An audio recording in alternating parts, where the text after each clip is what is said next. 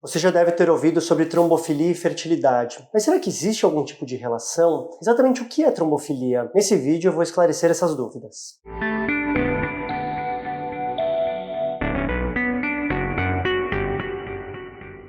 Olá, eu sou o Dr. Alexandre Lobel, médico especialista em reprodução humana, e minha missão é ajudar pessoas a escreverem histórias mais felizes. Para a gente entender exatamente o que é trombofilia, a gente tem que entender o que é trombose. A trombose é quando você tem uma interrupção do fluxo de sangue com a formação de um trombo, que seria um coágulo. Isso pode acontecer tanto nas veias quanto nas artérias. Nessa relação de trombofilia, a gente está pensando principalmente nessa trombose venosa que acontece na veia. Uma vez que a gente entendeu o que é trombose, eu posso te explicar o que é trombofilia. Seria uma situação que aumenta o risco de uma trombose acontecer. No nosso contexto aqui de trombofilias, a gente está falando de alterações no padrão de coagulação, que podem ser tanto genéticas quanto adquiridas ao longo da vida, que vão aumentar o risco de uma trombose acontecer, como por exemplo a mutação de alguns genes do fator 5 de Leiden, a mutação na protrombina, e situações adquiridas como a síndrome antifosfolípide, alteração da antitrombina 3. Então são várias alterações que podem levar a esse aumento de risco de trombose. Entendido melhor agora o que é trombose, o que é trombofilia, eu posso falar sobre sua relação da fertilidade. Existem algumas pesquisas, alguns estudos que sugerem que quando você tem a situação de trombofilia,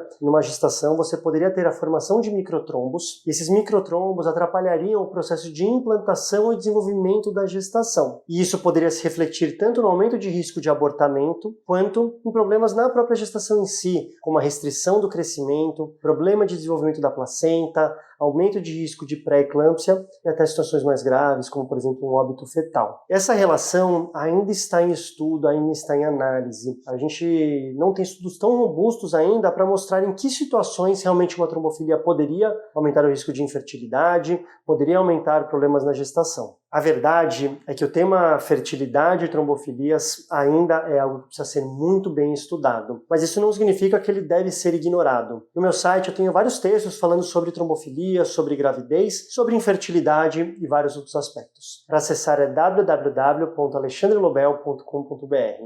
Um abraço e seguimos em frente.